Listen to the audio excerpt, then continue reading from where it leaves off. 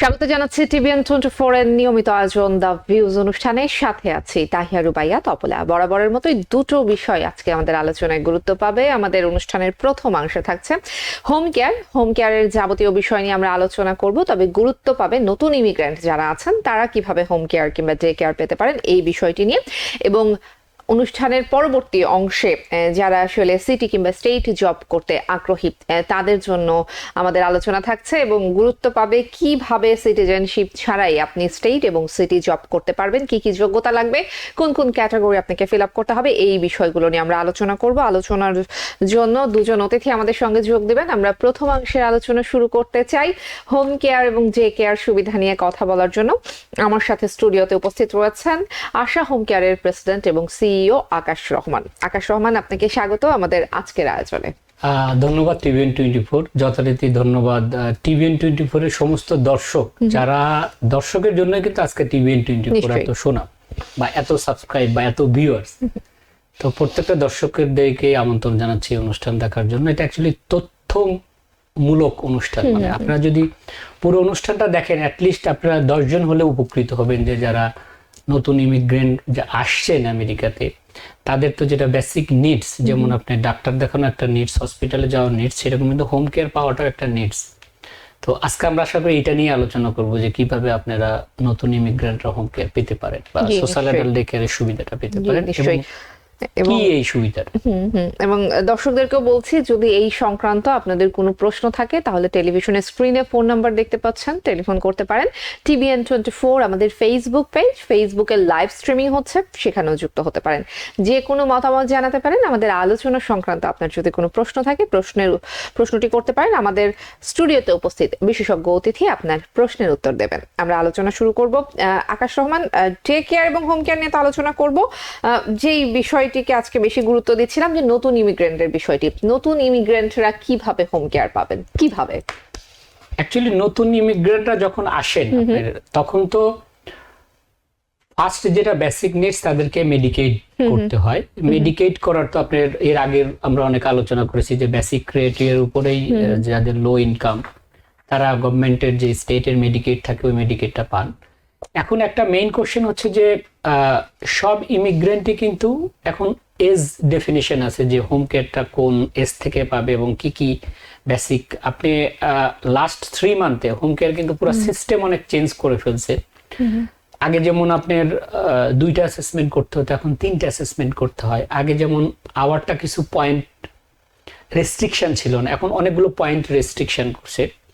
তো বেসিক যেটা আপনাকে প্রথম মেডিকেট আপনাকে পেতে হবে। মেডিকেট যারা সাধারণত নিউ ইয়র্ক স্টেটের মেডিকেট অফিসগুলো আছে, তো আমি সবাইকে এটাই বলবো যে আপনারা আসার পরে কোনো এজেন্টের মাধ্যমে না গিয়ে সরাসরি লোকাল মেডিকেট অফিসে যান। গিয়ে আপনি ওখানে ওদেরকে অ্যাপ্লিকেশন ফর্ম আছে, আপনি বেসিক ক্রাইটেরিয়া হলে পরে আপনি মেডিকেট অ্যাপ্লিকেশন করলে আপনি মেডিকেট এলিজিবল হবেন এবং মেডিকেট পাবেন। আর একটা মজার জিনিস হচ্ছে আমাদের এখন একটা হেল্প ডেস্ক আমরা করেছি, যেটা মেডিকেটের জন্য আমরা হেল্প করছি বেসিক সোশ্যাল ওয়ার্কারের মাধ্যমে। তো আপনি যখন মেডিকেটটা পাবেন আপনার মিনিমাম এজ হতে হবে 21 ইয়ার্স।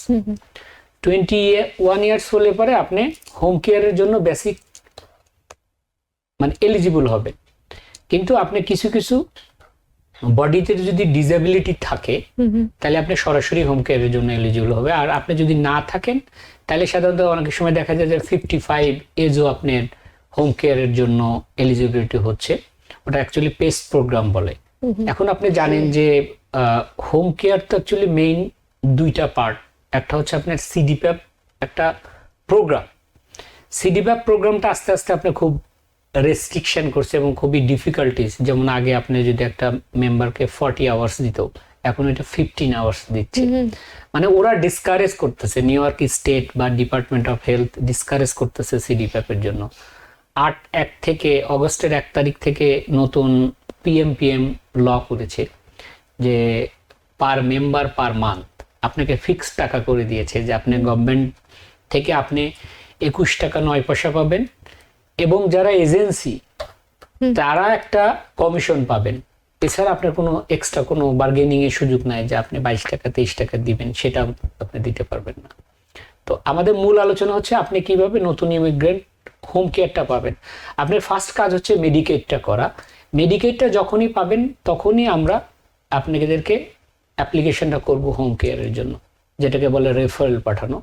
আপনার এলিজিবিলিটিগুলো দেখে যখন আপনার 2টা অ্যাসেসমেন্ট হবে তখন আপনার 3rd অ্যাসেসমেন্টের সময় আপনাকে প্ল্যান চুজ করতে হবে।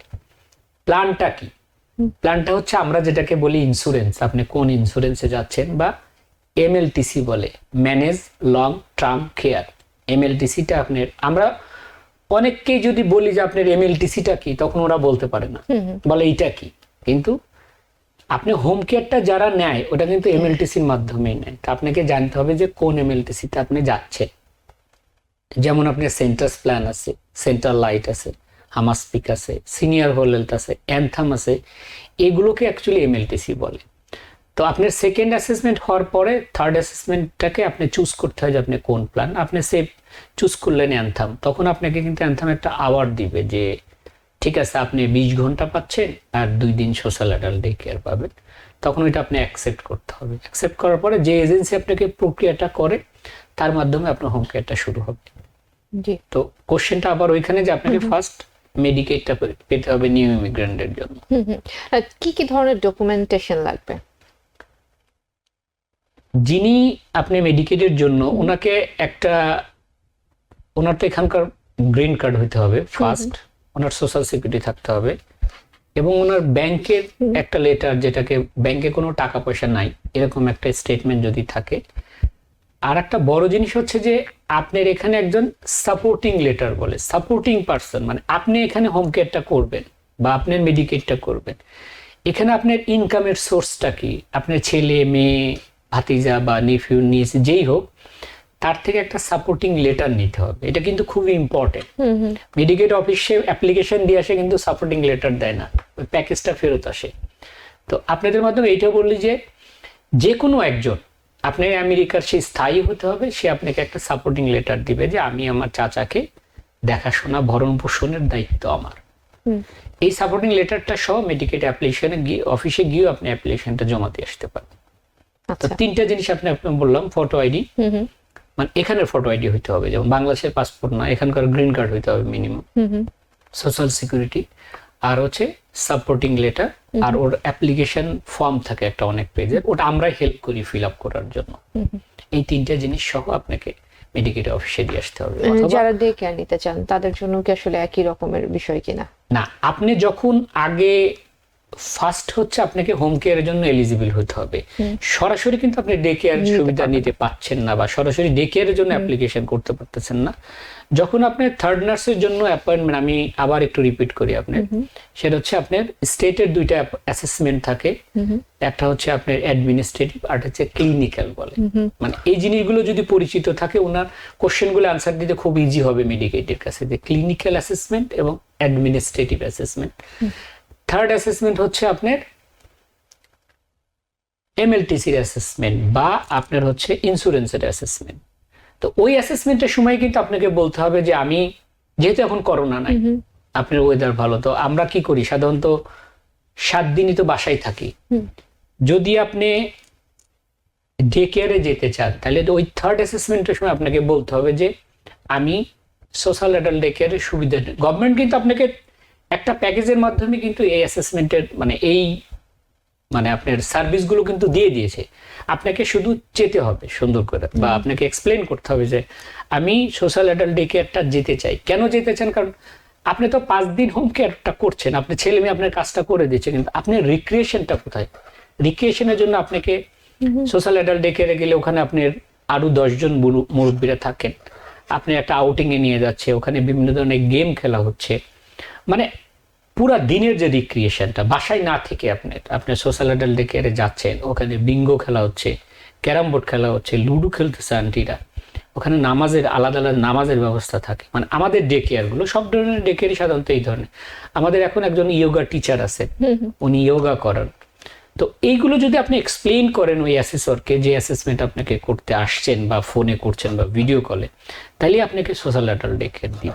জি, নিশ্চয়ই আমরা আরো জানবো আপনার কাছ থেকে। তবে একটি টেলিফোন আছে, দর্শকের ফোনটি নিয়ে আসবো। দর্শক কে আছেন সাথে, নাম বলে প্রশ্নটি করুন। আসসালামু আলাইকুম। ওয়ালাইকুম আসসালাম। আমার নাম মালেকা, আমি ব্রঞ্জ থেকে বলছি। জি। আমার কোশ্চেন হইলো আপনার যে মনে করেন ইমিগ্রেন্ট হয়ে কেউ আসলে এখানে হুম। মনে করেন আমি সাপোর্ট করে নিয়ে আসছি তো, হুম। এখন মনে করেন আসার পরে 3 মাস পরে উনি কি হোম কেয়ারের জন্য অ্যাপ্লাই করতে পারবে? জি, ধন্যবাদ আপা। মালেকা আপা, আপনি সুন্দর একটা কোশ্চেন করছেন। আসলে 3 মাস কিন্তু আপনাকে ওয়েট করতে হচ্ছে না। এই যে আমাদের কিছু কিছু আমরা ভুল ব্যাখ্যা মানুষকে দেই যে আসার পরে 6 মাস ওয়েট করতে হয় হোম কেয়ারের জন্য, বা আপনি যেদিন আসছেন, যেদিন আপনি মেডিকেটটা হাতে পাচ্ছেন, ওই দিনই কিন্তু আপনি ডাক্তার দেখাতে পাচ্ছেন। ডাক্তার দেখানোটা কিন্তু আপনার বেসিক নিডস নিউ ইয়র্ক স্টেটের, তাই না? আপনি হোম কেয়ারটাও কিন্তু বেসিক নিডস। হোম কেয়ারটা দুইটা পার্টে আমি আবার রিপিট করছি, কারণ আপনি যেটা বেসিক নিডস এর সেটাকে বলে সিডিপ্যাপ প্রোগ্রাম, মানে কনজিউমার ডিরেক্টেড প্রোগ্রাম। ওটা আপনি আসার পরে যেদিন মেডিকেট পাবেন ওই দিনই আপনি অ্যাপ্লাই করতে পারবেন, কোনো 3 মাস ওয়েট করতে হবে না। আচ্ছা, মেডিকেটটা পেয়েছেন কিনা এটা হচ্ছে আগে জানার বিষয়, মেডিকেট আমার আইডিটা। মনে হয় যে দর্শক তার প্রশ্নের উত্তরে স্পষ্ট হয়েছেন। আরো একটু টেলিফোন নিব। দর্শক কে আছেন সাথে, নাম বলে প্রশ্নটি করুন। জি, আমার নাম রাকিব, আমি মিশিগান থেকে বলছি। জি। আমি রিসেন্টলি অ্যাসাইলাম অ্যাপ্রুভ হয়েছে আমার। হুম। এখন আমার প্রশ্ন হচ্ছে, এই অ্যাসাইলাম থ্রুতে যে গ্রিন কার্ডটি পাবো, এটা কত বছরের মেয়াদ থাকবে? আমার মনে হয় যে আপনি ইমিগ্রেশন সংক্রান্ত প্রশ্ন করছেন। আমরা আসলে হোম কেয়ার নিয়ে আলোচনা করছি। দর্শক, আমন্ত্রণ জানিয়ে রাখছি, রাত 10টায় আমরা ইমিগ্রেশন নিয়ে আলোচনা করব। একজন অ্যাটর্নি থাকবেন আমার সাথে, সেখানে আপনি যুক্ত হতে পারেন এবং সেখানে আপনি এই প্রশ্নটি করতে পারেন। অসংখ্য ধন্যবাদ টেলিফোন করার জন্য।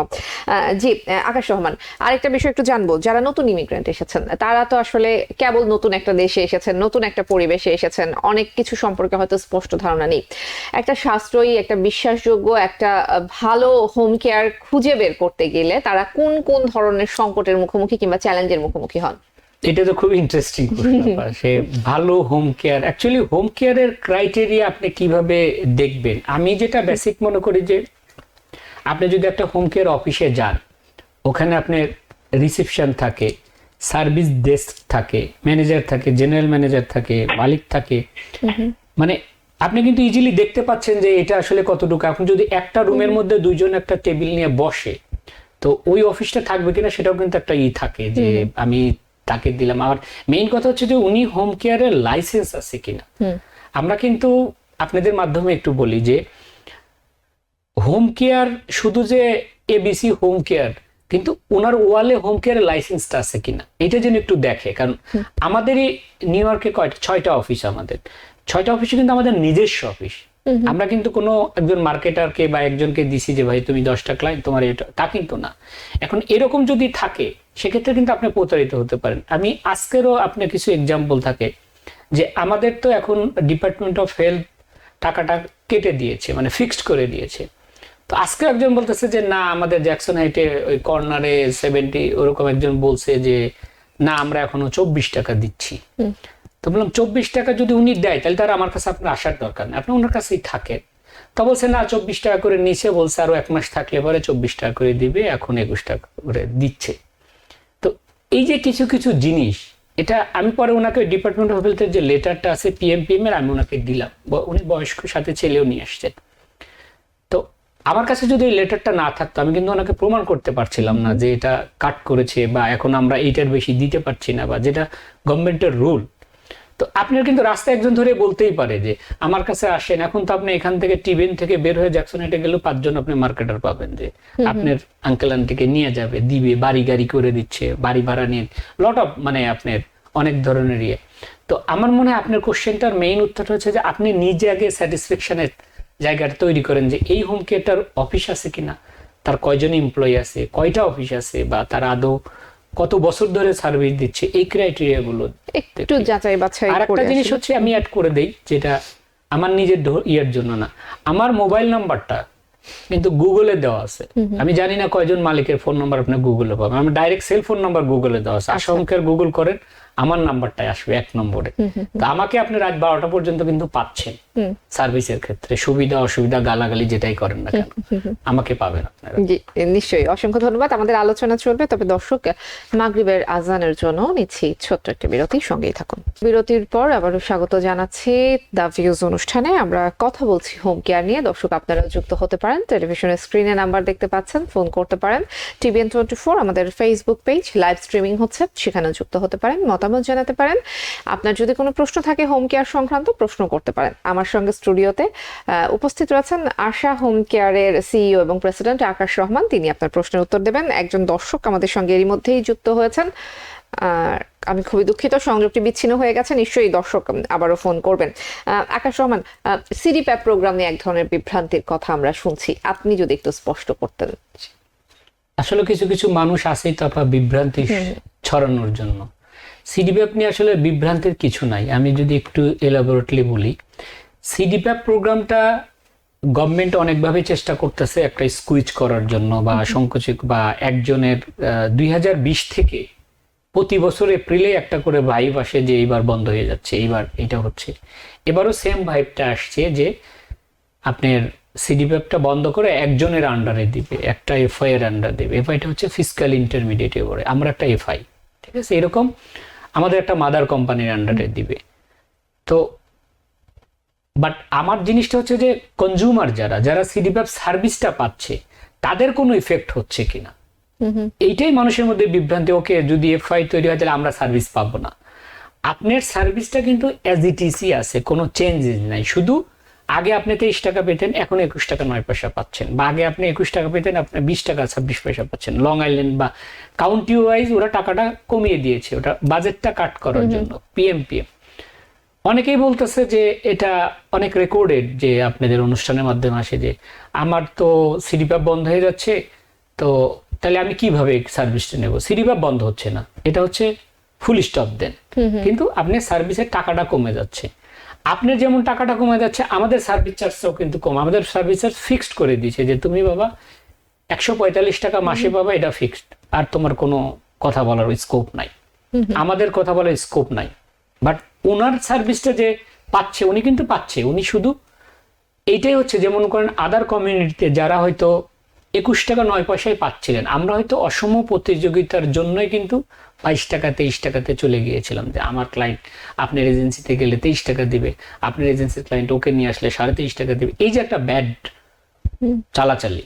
বাট যারা রিয়েল ছিল বা অন্যান্য কমিউনিটির, ওরা কিন্তু 21 টাকা না, ওদের মধ্যে কিন্তু কোনো ভাইবই নাই যে আপনি বন্ধ হয়ে যাচ্ছে দিচ্ছেন দ্যাট। কিন্তু একটা জিনিস হচ্ছে, আপনাকে টুডে আর টুমোরো আপনার যেটা হোম কেয়ারের মাদার কোম্পানি বলি আমরা, যেটা Lexa service, license home care service agency, যেটা নিউ ইয়র্ক স্টেটের লাইসেন্সধারী। আপনি যদি কাজ করতে চান আপনার ফ্যামিলি কারো বা আপনি পাড়াবো, আপনাকে লাইসেন্সধারী হতে হবে, আপনাকে একটা পিসিএ বা এইচএসএ লাইসেন্স হোল্ডার হতে হবে। যেমন আপনি একটা ডাক্তার হতে হলে পরে একটা লাইসেন্স নিতে হয় আমেরিকা, ঠিক আপনি হোম কেয়ারে সার্ভিস দিতে হলে পরে আপনাকে একটা লাইসেন্সধারী হতে হবে। এইটুকুই হচ্ছে চেঞ্জেস। যে কিন্তু আমাদের এজেন্সিতে দেখা যায়, মানে আমাদের কমিউনিটি অনেকের কিন্তু এই লেক্সা সার্ভিসটা নাই।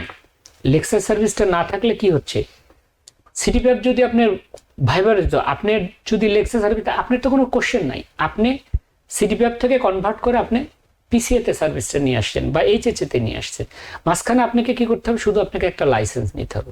সার্ভিস কিন্তু অ্যাজ ইট ইজই থাকতেছে। আপনার আগে সিডিপ্যাপ ছিল, এখন লেক্সাতে নিয়ে আসছে। বাট আপনি যারা এজেন্সি, যাদের লেক্সা নাই, তারা বিপদে পড়তে পারে। ক্লায়েন্ট কিন্তু বিপদ, কনজিউমার কিন্তু বিপদ, বা কনজিউমার কিন্তু কোনো কনজিউমার পরীক্ষা দিয়ে আপনি একটা লাইসেন্স নিয়ে নেবে। জি, আমার মনে হয় যে বিভ্রান্তির জায়গাটা আপনি অনেকাংশে স্পষ্ট করেছেন। আমরা একদম শেষ পর্যায়ে চলে এসেছি আমাদের প্রথম অংশের।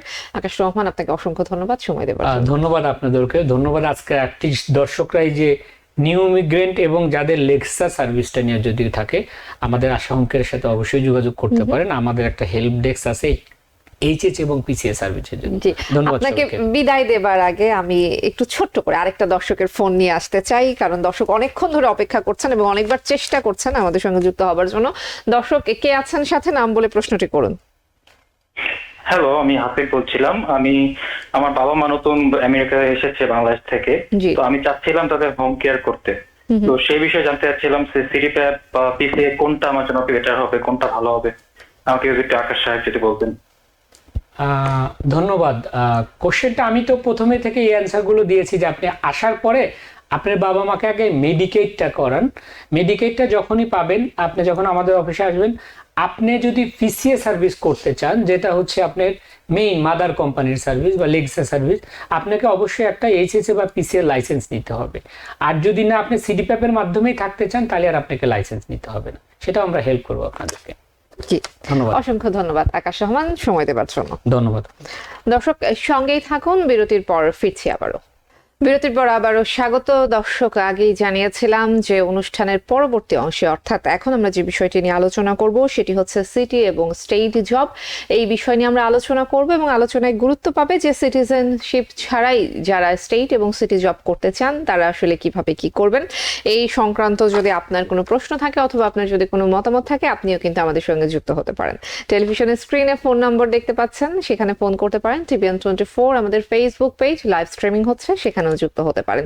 আপনার প্রশ্নের উত্তর দেবেন। আমাদের আজকের বিশেষজ্ঞ অতিথি আমার সঙ্গে আলোচনার জন্য স্টুডিওতে যুক্ত আছেন এই মুহূর্তে success multipurpose and career consulting ফার্মের চেয়ারম্যান এমডি জামান। এমডি জামান, আপনাকে স্বাগত আমাদের আজকের আয়োজনে। ধন্যবাদ আপনাকে, এবং ধন্যবাদ টিভিএন 24 দর্শক শ্রোতাকে, এবং ধন্যবাদ টিভিএন 24-কে এত সুন্দর একটা প্রোগ্রাম আয়োজন করার জন্য। জি, নিশ্চয়ই।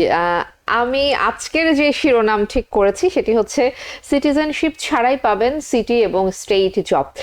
স্বাভাবিকভাবে এই প্রশ্ন আসতে পারে, তাহলে কি ফেডারেল জব পাওয়া যাবে না? আমি এই প্রশ্ন দিয়েই শুরু করব। ফেডারেল জবে ওদের রিকোয়ারমেন্টই আছে যে সিটিজেনশিপ লাগবে। সিটিজেনশিপ লাগবে, অর্থাৎ সিটিজেনশিপ ছাড়া হচ্ছে ফেডারেল জব পাওয়া যাচ্ছে না। জব মানুষ কেন করবে? ব্যবসাও তো করতে পারে। আপনি নিশ্চয়ই 2-4টা সুবিধার কথা বলবেন অনুপ্রাণিত করার জন্য। হ্যাঁ, জব কেন করবে? আসলে জব করলেও আপনার ফ্লেক্সিবিলিটি আছে, স্যাটারডে সানডে অফ, আপনার রিটায়ারমেন্ট প্ল্যান আছে, ইন্স্যুরেন্স প্ল্যান আছে, দেন আপনার ভ্যাকেশন লিভ আছে, সিক লিভ আছে, আর 13টা রেগুলার লিভ তো আছেই।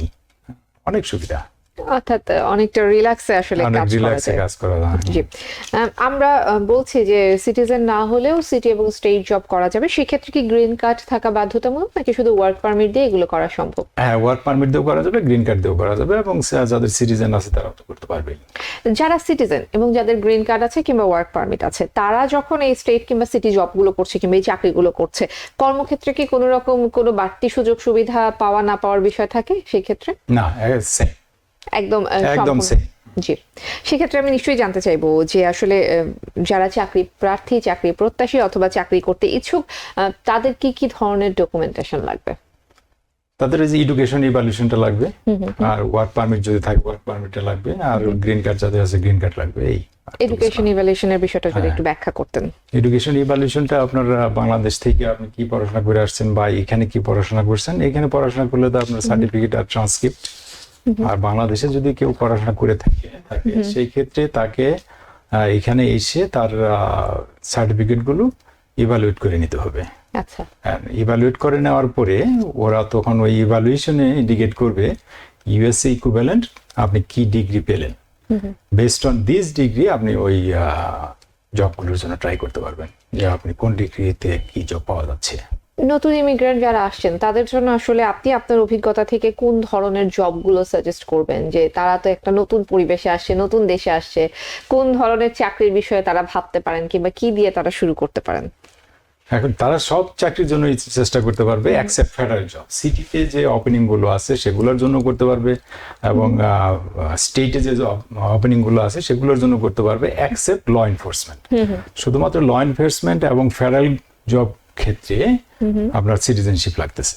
আর বাকি জবগুলোর জন্য আপনার রেগুলার যাদের গ্রিন কার্ড আছে বা ওয়ার্ক পারমিট আছে তারা এগুলোর জন্য অ্যাপ্লাই করতে পারবে। তারপরেও আরেকটা অপশন আছে এখানে, ল এনফোর্সমেন্টের মধ্যে যারা ট্রাফিক এনফোর্সমেন্টে ঢুকতে চায় তাদের আপনার সিটিজেনশিপও লাগে না, গ্রিন কার্ড এবং ওয়ার্ক পারমিট হলেই হয়ে যায়। এই ধরনের চাকরিগুলোর ক্ষেত্রে হচ্ছে আপনার ব্যাকগ্রাউন্ড কিংবা সিকিউরিটি ক্লিয়ারেন্স আসলে কতটা গুরুত্বপূর্ণ? হ্যাঁ, ব্যাকগ্রাউন্ডটা ভালো দরকার, কারণ হলো যদি কোনো ক্রিমিনাল অ্যাক্টিভিটি থাকে তাহলে তো এই ধরনের জবগুলোতে তারা ইন হইতে পারবে না, বা একটু টাফ হয় আর কি, আনটিল আপনার ক্রিমিনাল এটা অমিট না হওয়া পর্যন্ত। জি, যারা নতুন ইমিগ্রেন্ট আছেন কিংবা যারা নতুন ভাবে হয়তো বা ভাবছেন ক্যারিয়ার শুরু করবেন এই ধরনের চাকরিতে, তারা কোন কোন চ্যালেঞ্জের মুখোমুখি হচ্ছেন? এই ধরনের জবগুলোতে চ্যালেঞ্জের মুখোমুখি হলো আপনার কম্পিউটারের একটা বেসিক আইডিয়া তাকে থাকতে হবে, কম্পিউটার অপারেটিং, এবং ইংলিশের স্পিকিংটা এবং আন্ডারস্ট্যান্ডিংটা থাকতে হবে। তার সুন্দর একটা রিজিউমি থাকতে হবে, তার সুন্দর একটা কভার লেটার থাকতে হবে। এই মোটামুটি, আর তেমন কিছু দরকার নাই। চাকরির পরীক্ষাগুলো কেমন হয়?